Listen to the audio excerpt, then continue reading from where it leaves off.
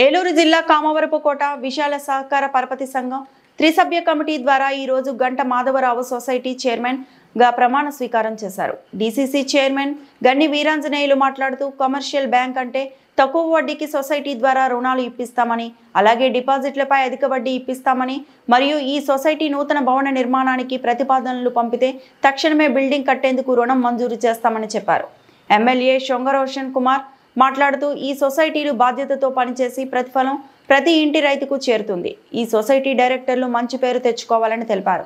ఈ సొసైటీ సిబ్బంది కస్టమర్లతోనూ రైతులతోనూ గౌరవ భావంతో ఉండాలని తెలిపారు.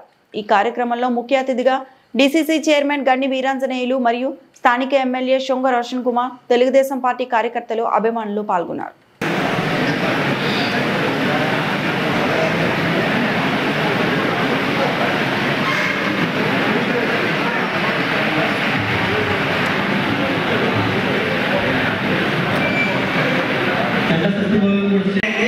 ప్రస్తుతానికి ఆపేశారు, ఒక రన్నింగ్ లో వదలండి. అది ఓన్లీ సంవత్సరానికి ₹1 చంద్ర ఆ బోర్డు ప్రకారంలో ఉంటుందండి. ఎరువులు కూడా ఉందండి. అది గత బీజేపీ అలాగే వేరే సొసైటీ చైర్మన్ చంద్రశేఖర్ గారు, ఏలూరు జిల్లా కామరపుకోట మండలం కామరపుకోట గ్రామంలో కామరపుకోట విశాల సహకార సంఘంకు 16/8/2020 తేదీన అనగా ఈరోజు త్రీమెన్ కమిటీ చైర్పర్సన్గా బాధ్యతలు స్వీకరిస్తున్నాను.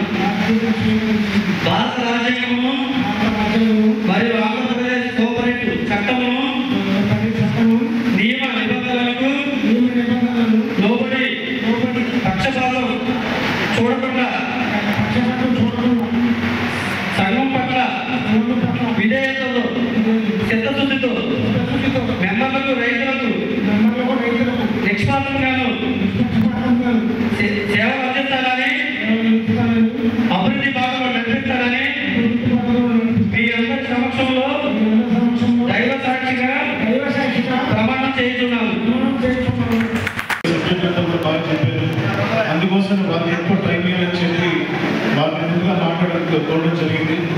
ఎందుకంటే మరి రైతు వారి తర్వాత ట్రాన్స్మిషన్ గట్టిగా కావాలి కాబట్టి వాళ్ళు చెప్పింది నేను అందరూ కూడా అర్థం చేసుకుని నేను అనుకున్నాను.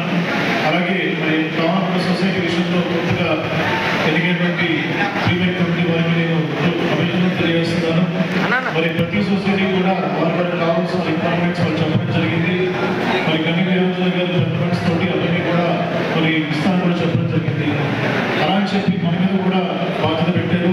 మరి సొసైటీలు లాభసాటిగా ఉండాలంటే ఏం చేయాలి